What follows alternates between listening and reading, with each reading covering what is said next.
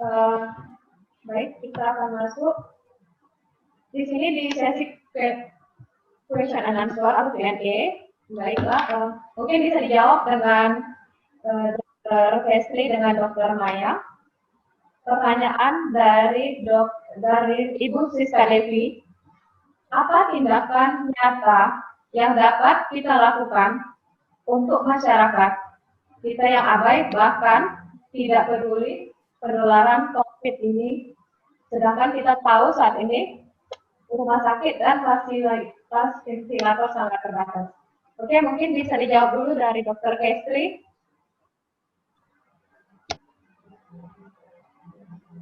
Terima kasih moderator. Saya akan mencoba menjawab.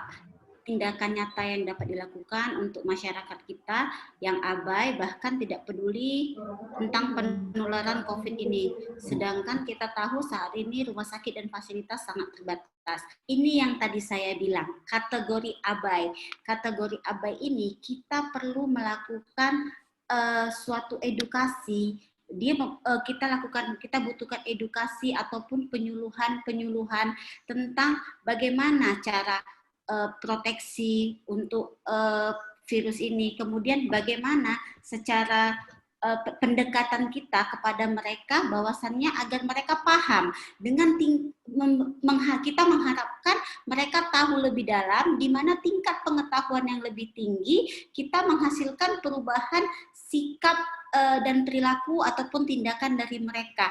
Jadi kita akan dengan tujuan nanti akhirnya akan menghasilkan suatu strategi-strategi baru sehingga mereka peduli terhadap diri mereka sendiri. Terima kasih. Baik, terima kasih Dr. Festri.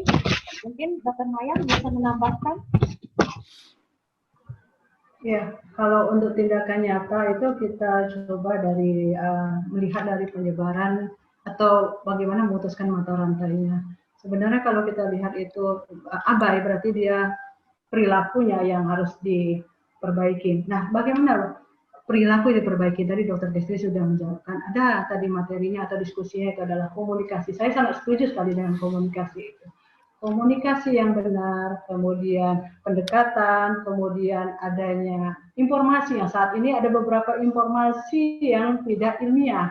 Nah, itu membuat bingung masyarakat. Kemudian ada satu lagi mungkin edukasi kesehatan ini ya, namanya untuk pemahaman itu bukan sebetulnya itu kita saja yang berpendidikan ya, tinggi istilahnya dari perguruan tinggi untuk pemahaman untuk COVID-19 itu sangat sulit. Mulai dari penyebaran, bagaimana cara untuk melakukan misalnya melakukan pencegahan, tapi kita mau membaca, mau mencari, tapi bagaimana dengan masyarakat? Nah, itu dia pendekatan, mungkin dia dengan pendekatan kepada yang namanya contoh. Di masyarakat itu ada contoh, seperti misalnya contohnya itu adalah role modelnya siapa? Mungkin pemuka masyarakat, pemuka agama yang bisa kita minta sama-sama dengan petugas kesehatan dan sebagainya.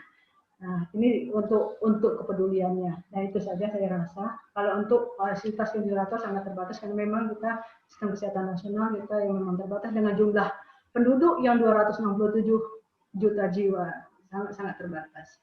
Terima kasih pada Ibu Moderator. Oke, baik. Ini ada pertanyaan selanjutnya dari Bapak Satria Kuliah. Izin tanya, ini Bapak Ibu Dokter, dengan adanya jumlah kasus COVID-19 yang relatif besar, apakah memungkinkan dari korban positif corona membuat semacam testimoni terkait gejala? Dalam hal ini ada bukti lab seperti rapid test, swab, dan hasil PCR. Di mana mungkin wajah dan nama bisa disamarkan, kemudian bagaimana penanggulangannya untuk kesembuhan, serta obat apa yang dikonsumsi secara bertahap sehingga bisa mereduksi korban di masa depan. Oke, mungkin bisa dijawab dulu dari Dr. Kestri, dilanjutkan dengan Dr. Maya. Silakan, Dokter. Ya, terima kasih. Terima kasih moderator. Yang saya jawab mungkin membuat semacam testimoni. Mungkin ini sedikit masukan ya dari Bapak ini, dengan adanya jumlah kasus COVID-19 relatif besar, memungkinkan dari korban positif corona membuat semacam testimoni terkait gejala. Mungkin nama dan wajah bisa disamarkan. Dan bagaimana penanggulangan untuk kesembuhan. Untuk saat ini, penanggulangan untuk kesembuhan mungkin hanya bersifat menaikkan imuniti saja atau imunitas.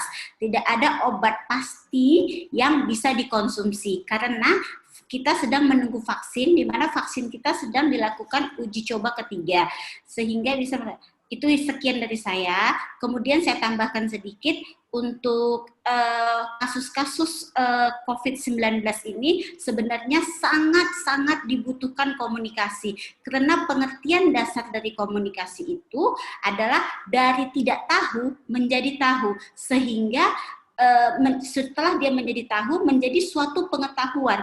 Jadi suatu pengetahuan itu akan melahirkan suatu perubahan-perubahan sikap dan perilaku. Terima kasih. Oke, mungkin Dr. Maya, dipersilakan. Ya, terima kasih. Jadi kalau untuk ini ya, dengan adanya jumlah kasus COVID-19 yang relatif besar, apakah memungkinkan dari korban positif corona membuat semacam testimoni? Kalau untuk testimoni, saya rasa ada beberapa pertemuan atau webinar ya dia penderita COVID-19 yang sudah sembuh, dia melakukan suatu wawancara, dan mereka mau bersedia untuk menampakkan wajahnya, namanya, dengan harapan adalah agar masyarakat yang istilahnya ada mendengarkan, jadi mereka bersemangat untuk bagaimana pencegahannya, bagaimana penularannya. Jadi ada memang beberapa yang sudah menceritakannya, ada beberapa webinar yang sebelumnya. Nah, bagaimana penanggulangan untuk kesembuhan, obat apa? Tadi sudah jelaskan Dr. Kestri bahwa di sini adalah sistem imun yang perlu dibuat, karena untuk obat ini yang namanya penyakit COVID-19 yang adalah masih baru, jadi masih bertahap untuk misalnya vaksinnya dan lain sebagainya. Yang terpenting sebenarnya kasus COVID-19 ini memang relatif besar. Sebenarnya kalau kasus COVID-19 ini belum sampai 1%. Belum sampai 1%. Kita lihat hanya data 130 fluktuatifnya.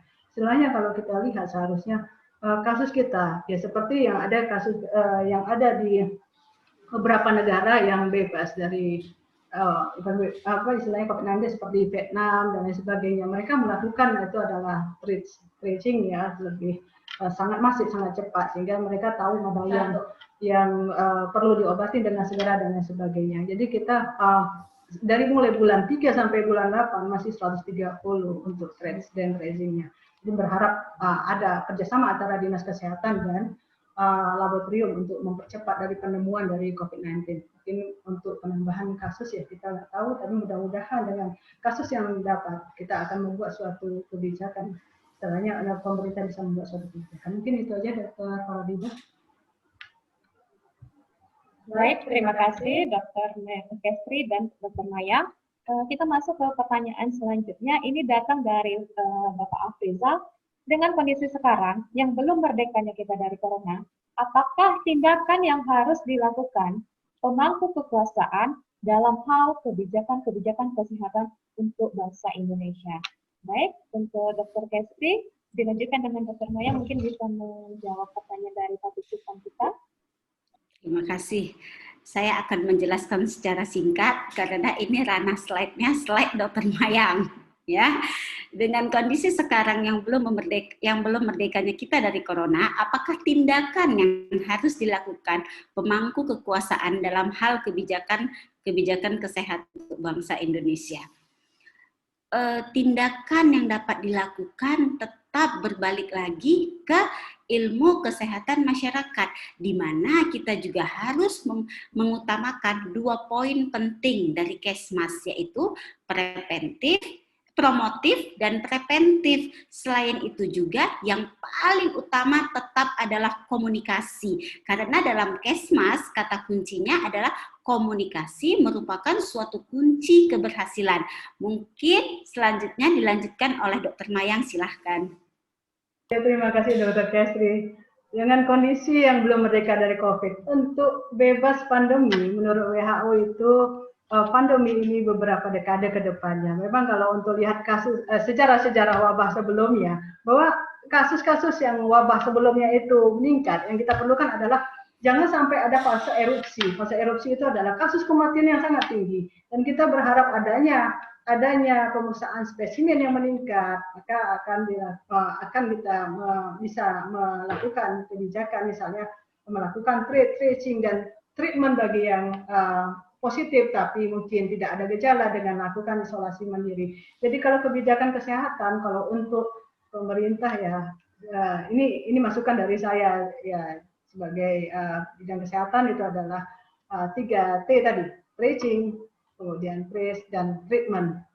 Ya, kalau misalnya untuk pemerintah lain itu misalnya itu adalah kerjasama antara pemerintah dengan pemerintah atau dinas kesehatan dengan laboratorium untuk melakukan lebih banyak lagi penemuan spesimen di wilayah, misalnya di Kota Medan atau Sumatera Utara.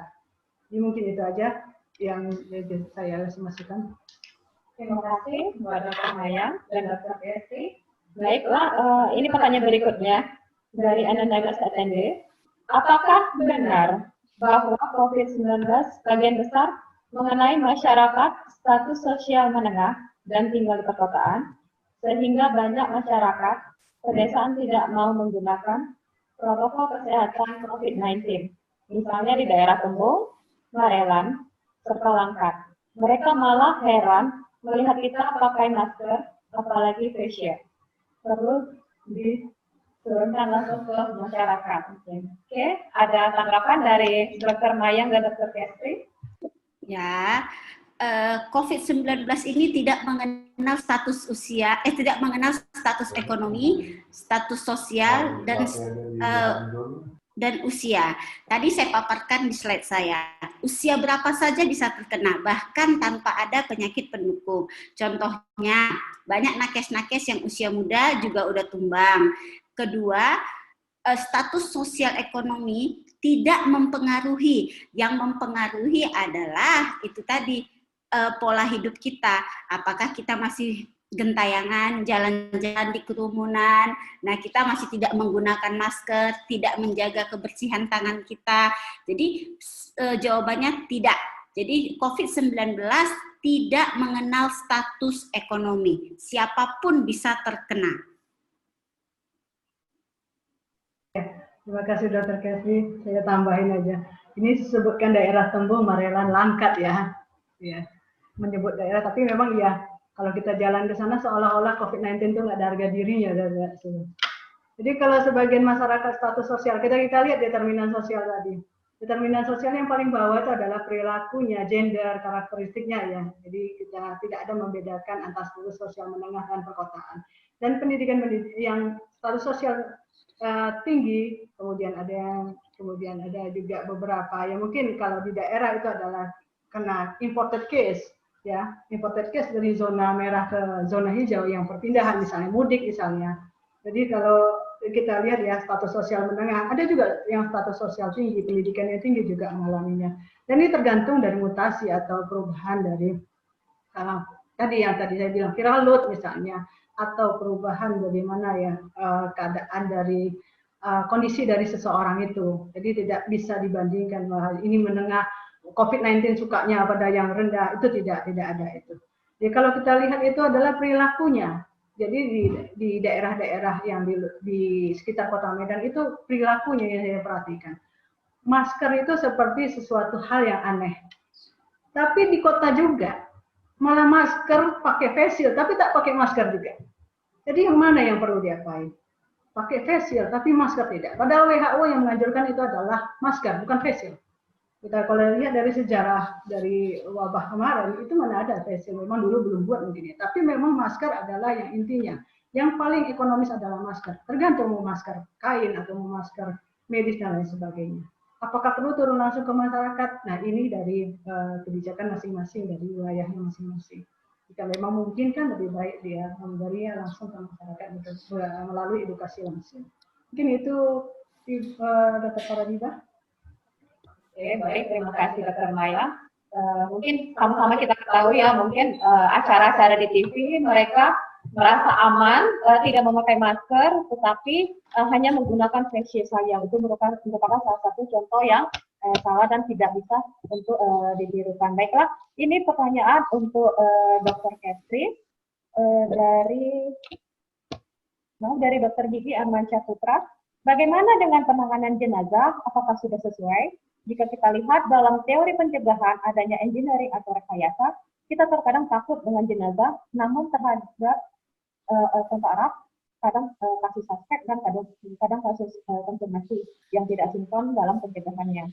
Saya lihat sepertinya protokol jenazah tidak akan merdeka. Oke, waktu dan tempat kepada Dr. Catherine dipersilakan. Terima kasih moderator, terima kasih Dr. Gigi Arman. Saya akan mencoba menjawab. Dalam penanganan jenazah sudah sesuaikah jika kita lihat dalam teori pencegah ada engineering rekayasa atau rekayasa. Rekayasa yang dimaksud itu adalah untuk kita melakukan pencegahan. Contohnya tadi social distancing. Dan untuk jenazah itu memang sudah ada protapnya, protokol pencegahannya dari Kemenkes. Walaupun sementara kalau pada orang-orang yang kontak erat, suspek ataupun terkonfirmasi tidak sinkron dalam pencegahannya. Mungkin orang sekarang kalau kena COVID, dia untuk jujur ke orang atau bicara ke orang atau ke siapapun, dia merasa malu ataupun takut karena takut diabaikan, takut dijauhi secara sosialnya. Jadi saya rasa kalau untuk protokol jenazah sudah sesuai atau belum, itulah yang tadi saya bilang cara pandang yang berbeda atau anakronisme perspektif dari segi agamanya. Mungkin nanti bisa lebih dalam untuk dibaca tentang protokol jenazahnya. Terima kasih. Penguburan aja. Terima kasih. Baik, terima kasih Dr. Catherine. Ini ada pertanyaan juga dari Bapak Satria. Dia bertanya, apakah coronavirus itu memang betul adanya? Oke, mungkin bisa Dr. Catherine bergantian dengan Dr. Mayang untuk menjawab dari pertanyaan Pak Satria. Boleh diulang, saya nggak tahu nih, mana nih pertanyaannya. Ini Bapak Satria Tulian, maaf Bu Dokter, pertanyaan Trivia nih. Apakah virus ini memang benar ada?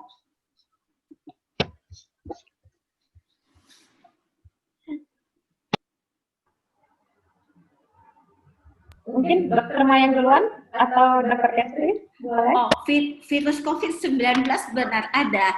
Kenapa benar ada? Buktinya ada yang tumbang. Pemeriksaan swab juga menyatakan bahwa memang itu disebabkan oleh SARS-CoV-2. Memang itu ada. Oke, mungkin seperti yang kita ketahui, kalau tidak ada anggota kita yang terkena, masyarakat tidak akan percaya. Betul kan, Dokter? Bagaimana Dr. Mayang?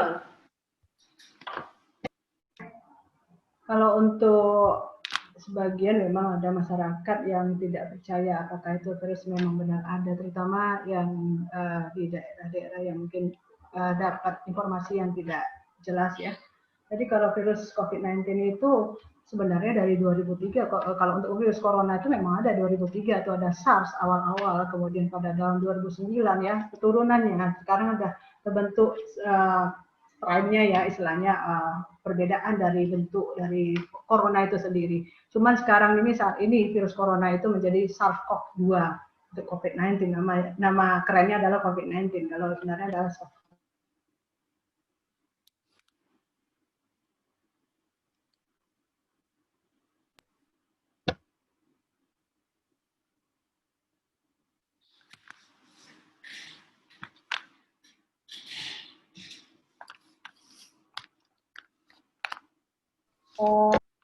Terima kasih Dr. Maya. Kita masuk ini pertanyaannya agak sedikit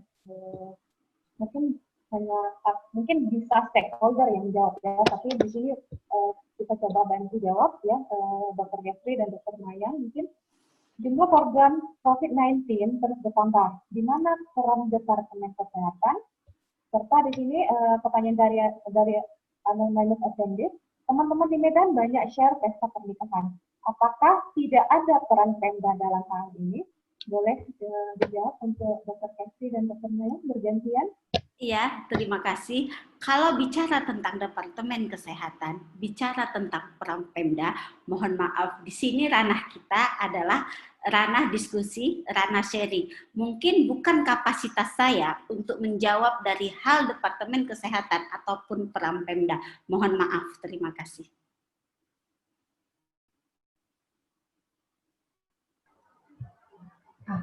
Ya, oke, saya coba menjawab juga ya. Jadi jumlah COVID-19 yang terus bertambah, di mana peran Departemen Kesehatan, memang kita sekarang adalah diskusi ya, diskusi kesehatan masyarakat. Jadi kalau Departemen Kesehatan atau Kementerian Kesehatan yang paling banyak ya, Kementerian Kesehatan.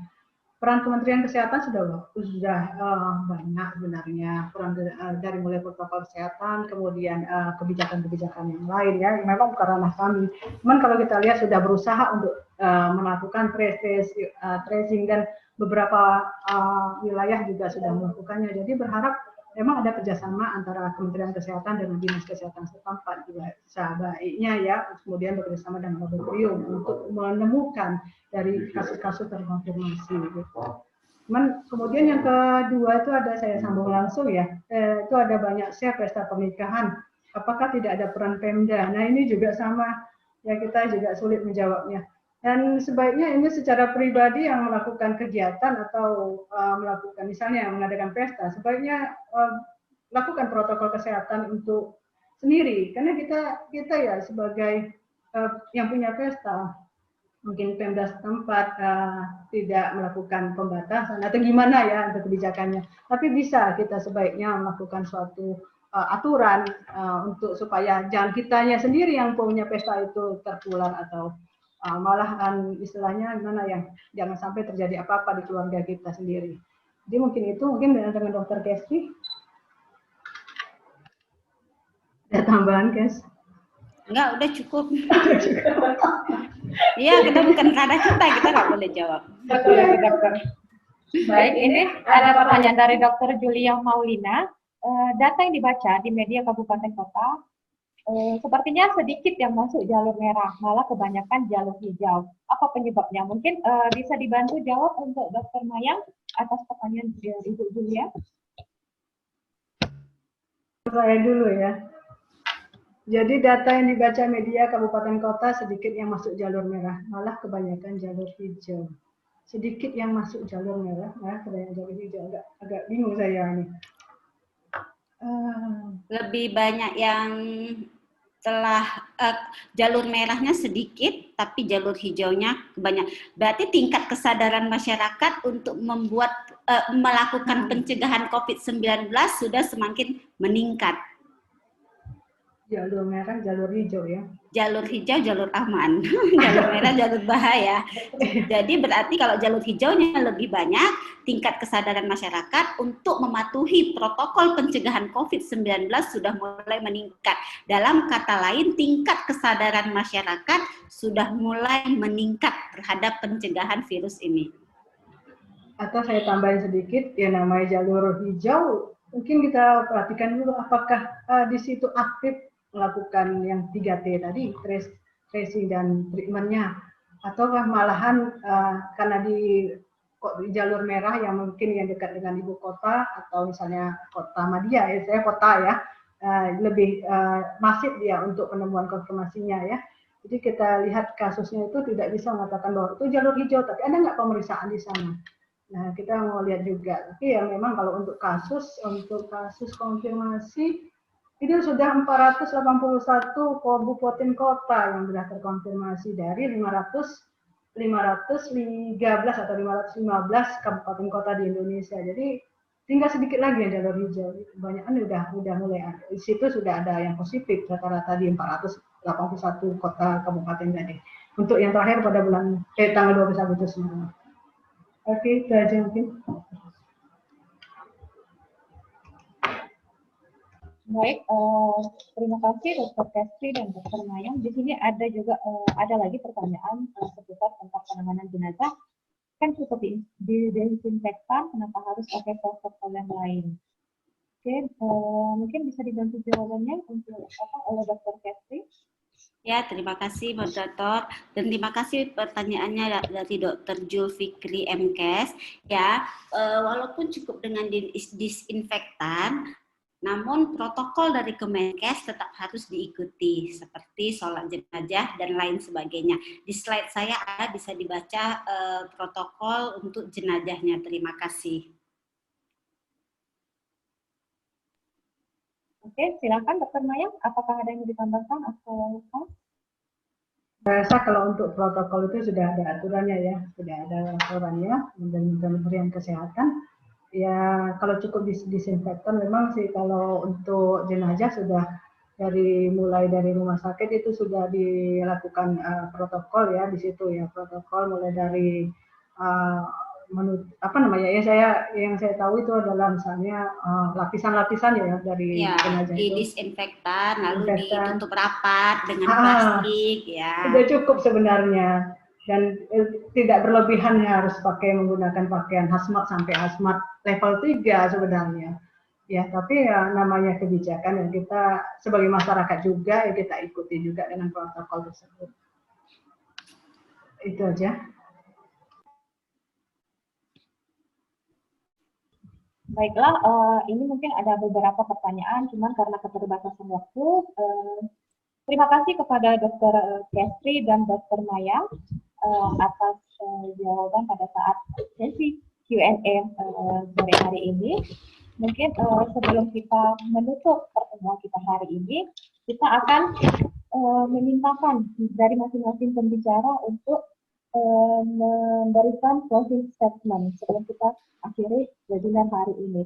Mungkin bisa didahului oleh Dr. Kestri duluan, kemudian diikuti oleh Dr. Maya. Silakan Dr.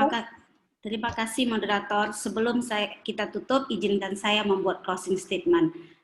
Penemuan terbesar sepanjang masa adalah bahwa seseorang bisa mengubah masa depannya hanya dengan mengubah sikapnya.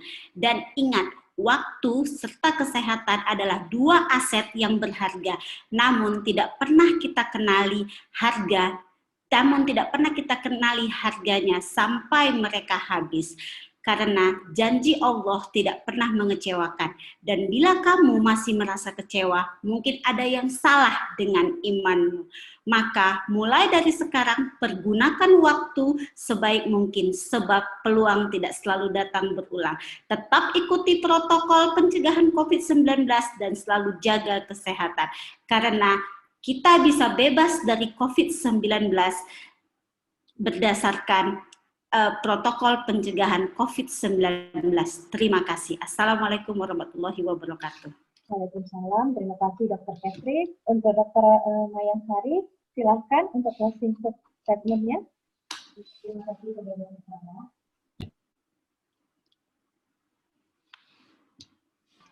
Ya, sebelum saya closing statement juga ada pertanyaan mengapa kita nggak pakai masker ya, saya Dr. Kestri dengan saya. Kami memang dalam ruangan tersendiri ya, tapi kami kalau memang di luar kami tetap menjalankan yang namanya protokol kesehatan. Nah, untuk closing statement dalam diskusi hari ini saya coba adalah menjelaskan bahwa kita adalah masyarakat. Kita adalah bagian dari masyarakat. Masyarakat itu adalah kelompok individu yang saling berinteraksi dan membutuhkan. Masyarakat itu adalah masyarakat keluarga, ada masyarakat kantoran, ada masyarakat yang namanya masyarakat sekolah dan lain sebagainya. Masyarakat adalah garda terdepan. Kita sebagai masyarakat sebaiknya itu adalah melakukan yang terbaik, menjadi role model, teladan bagi keluarga, lingkungan, dan tempat tinggal kita. Kemudian garda terdepan untuk perawatan itu adalah tenaga medis, di mana tenaga medis ini menyelesaikan yang tidak bisa teratasi oleh masyarakat. Mari kita dukung perjuangan mereka, tenaga medis, dengan menurunkan atau meringankan beban kerja mereka dengan tidak menambah jumlah penderita baru. Dan dampak yang ada pada komponen determinan sosial dari diskusi saya bisa sebagai dasar kebijakan bagi pemerintah tanpa melupakan kearifan lokal masyarakat karena kita punya budaya yang berbeda, dan bagaimana menjalankan implementasi secara tegas oleh pemerintah agar masyarakat tidak bingung dengan aturan yang berubah-ubah. Kemudian apakah kita bebas COVID? Kita lihat dari perilaku masyarakatnya, kemudian kebijakan pemerintah bagaimana untuk menurunkan dari kasus COVID-19, baik morbiditas dan mortalitasnya pada masa pandemi dengan kolaborasi antara pemerintah, dinas kesehatan, dan laboratorium untuk memutuskan mata rantai dan juga masyarakat dengan perilakunya. Jadi intinya di sini pandemi itu masih belum berakhir. Kita sebagai masyarakat, kita membuat sesuatu yang bertanggung jawab, solidaritas tinggi, dan menggunakan hati tanpa saling menyalahkan satu sama lain, baik masyarakat, pemerintah, dan petugas kesehatan. Jadi tidak ada saling menyalahkan. Untuk masyarakat, ingat 3M, menggunakan masker, mencuci tangan, menjaga jarak, dan apabila dalam ruangan tertutup, kita lakukan adalah ventilasi, durasi, jarak. Dan untuk pemerintah, lakukan konfirmasi, istilahnya penemuan yang aktif, yaitu melakukan 3T, trace, tracing, dan treatment untuk baik penderita yang mengalami ada gejala maupun tidak ada gejala. Terima kasih kepada moderator, terima kasih kepada Gesti dan kepada peserta webinar lainnya. Mudah-mudahan semoga bermanfaat. Mohon maaf atas segala kekurangan. Assalamualaikum warahmatullahi wabarakatuh.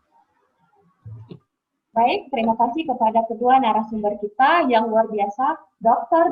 Kestri Meher, Magister Kesehatan, Magister Kedokteran Dermatologi Venerologi, Spesialis Dermatologi Venerologi, serta Dr. Haja Mayangsari Ayu, Magister Administrasi Rumah Sakit FISPH FISCM yang telah meluangkan waktu untuk kita semua di sini secara virtual. Semoga apa yang telah dipaparkan dan disajikan oleh kedua narasumber kita dapat memberikan banyak manfaat bagi kita semua.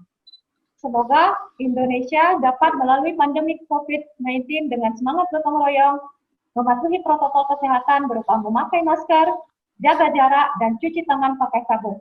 Atas nama Sivitas Akademika FOWISU mengucapkan selamat Hari Ulang Tahun Kemerdekaan Republik Indonesia ke-75, 17 Agustus 2020, Indonesia Maju, Merdeka. Baiklah, saya selaku moderator mohon maaf apabila ada perkataan dan perbuatan yang kurang berkenan. Akhir kata saya ucapkan wabillahi taufik wal hidayah. Wassalamualaikum warahmatullahi wabarakatuh. Saya kembalikan kepada MC kita, Dr. Sinta Veronica, Magister Kesehatan. Baik, terima kasih banyak Dr. Faradiba dengan penutupannya tadi yang semangat luar biasa gitu ya. Jadi rasanya tertransfer semangatnya. Terima kasih Dr. Faradiba, Magister Kesehatan Masyarakat. Baik, tak lupa juga saya ucapkan terima kasih banyak kepada kedua narasumber, yaitu Dr. Kestri Meher, Magister Kesehatan, Magister Kedokteran Dermatovenerologi, dan Spesialis Dermatovenerologi. Juga saya ucapkan terima kasih kepada Dr. Mayangsari Ayu, Magister Administrasi Rumah Sakit FISPH FISCM. Juga tak lupa saya ucapkan terima kasih yang sebesar-besarnya kepada seluruh peserta yang tetap setia mengikuti webinar hingga di akhir kegiatan ini. Tak lupa saya Sinta Veronica mengucapkan mohon maaf apabila ada hal-hal yang tidak berkenan, dan nantinya kegiatan webinar ini dapat Anda saksikan kembali melalui channel YouTube di Fakultas Kedokteran UISU. Baiklah, be smart and stay healthy. Wassalamualaikum warahmatullahi wabarakatuh.